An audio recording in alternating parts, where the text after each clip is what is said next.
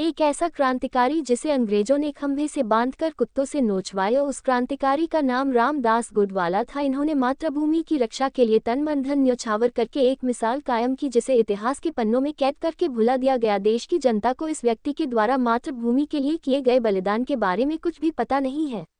रामदास जी गुडवाला दिल्ली में अरबपति सेठ और बैंकर थे। इनका व्यापार देश विदेश में फैला हुआ था। इनके पास अकूत संपत्ति थी। अंतिम मुगल बादशाह बहादुर शाह जफर के साथ इनकी गहरी दोस्ती थी। इन्होंने बादशाह बहादुर शाह जफर को अपनी अकूत संपत्ति मातृभूमि की रक्षा के लिए दान में दे दी थी। इनका जन्म अग्रवाल परिवार में हुआ था। दिल्ली क्लॉथ मिल्स की स्थापना सर्वप्रथम इनके परिवार ने ही की थी। अंग्रेज भारत में आकर अपनी कूटनीतिक चाल से भारत के कई क्षेत्रों में कब्जा कर चुके थे। अब उनकी निगाह दिल्ली पर कब्जा करने की थी। अंग्रेजों ने लालच देकर अधिकांश मुगल सरदार अपने साथ मिला लिए थे और अब अंग्रेज और मुगल सरदार आए दिन बादशाह बहादुर शाह जफर को नीचा दिखाने के लिए तरह तरह के षड्यंत्र करते रहते थे। बहादुर शाह जफर के राज्य के अनेक मुस्लिम सरदार गुप्त रूप से अंग्रेजों से मिले हुए थे।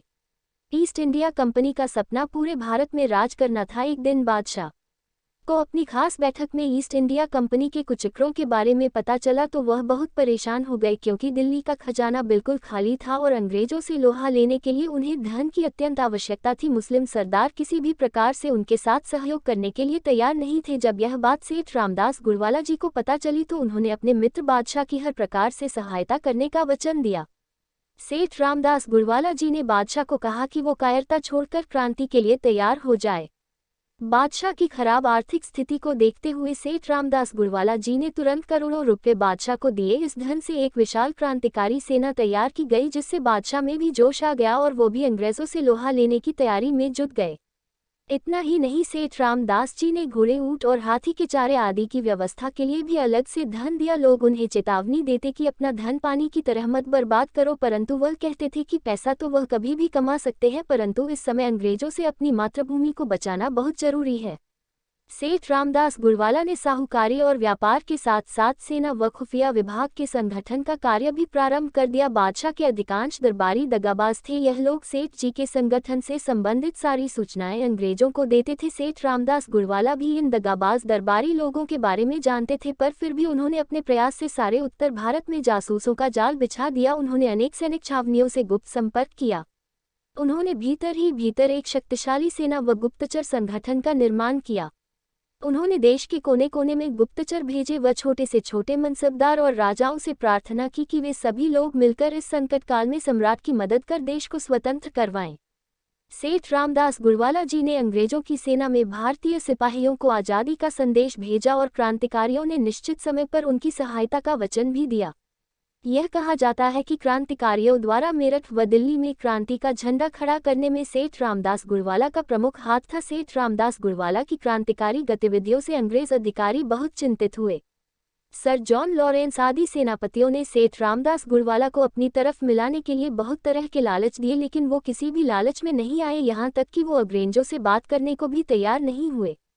दगाबाज दरबारियों के कारण दिल्ली पर अंग्रेजों का पुनः कब्जा होने लगा तो सेठ रामदास गुडवाला ने एक दिन चांदनी चौक की दुकानों के आगे जगह जगह जहर मिश्रित शराब की बोतलों की पेटियां रखवा दी। अंग्रेज सेना उनसे प्यास बुझाती और वहीं लेट जाती। अंग्रेज समझ गए कि यदि रामदास सेठ गुडवाला का अंत नहीं हुआ तो भारत पे शासन करना मुश्किल है। रामदास सेठ गुडवाला की क्रांतिकारी गतिविधियों से परेशान होकर अंग्रेज अधिकारियों ने मीटिंग बुलाई और सभी ने कहा कि रामदास सेठ गुडवाला की इस तरह की क्रांतिकारी गतिविधियों से हम भारत पर शासन नहीं कर सकते, अतः इनकी जीवन लीला समाप्त करना बहुत जरूरी है। सेठ रामदास जी गुडवाले को धोखे से पकड़ लिया गया और जिस तरह से मारा गया वो तो क्रूरता की जीती जागती मिसाल है। पहले उन्हें रस्सियों से खंबे में बांधा गया, फिर उन पर शिकारी कुत्ते छोड़े गए, उसके बाद उन्हें उसी अधमरी अवस्था में दिल्ली के चांदनी चौक की कोतवाली के सामने फांसी पर लटका दिया गया। इस तरह अरबपति सेठ रामदास गुडवाला जी ने देश की आज़ादी के लिए अपनी अकूत संपत्ति और अपना जीवन मातृभूमि के लिए हंसते हंसते न्यौछावर कर दिया। सुप्रसिद्ध इतिहासकार ताराचंद ने अपनी पुस्तक हिस्ट्री ऑफ फ्रीडम मूवमेंट में लिखा है, सेठ रामदास गुडवाला उत्तर भारत के सबसे धनी सेठ थे। अंग्रेजों के विचार से उनके पास असंख्य मोती, हीरे व जवाहरात व अकूत संपत्ति थी। वह मुगल बादशाहों से भी अधिक धनी थे। यूरोप के बाजारों में भी उनकी साहूकारी का डंका बजता था। परंतु भारतीय इतिहास में उनका जो स्थान है वो उनकी अतुलनीय संपत्ति की वजह से नहीं बल्कि स्वतंत्रता संग्राम में अपना सर्वस्व न्यौछावर करने की वजह से है। वो मंगल पांड्या से भी पहले देश की आज़ादी के लिए शहीद हुए थे। इस तरह उनका जीवन भारतीय स्वतंत्रता संग्राम के इतिहास में स्वर्ण अक्षरों से लिखने योग्य है। दिल्ली की विधानसभा के गलियारे में उनके बलिदान के बारे में चित्र लगा है। पंडित गोविंद लाल पुरोहित जी की पुस्तक स्वतंत्रता संग्राम के इतिहास में भी सेठ रामदास गुडवाला के बारे में जानकारी दी गई है। इस वीडियो को देखने के लिए धन्यवाद। Please like, comment and subscribe.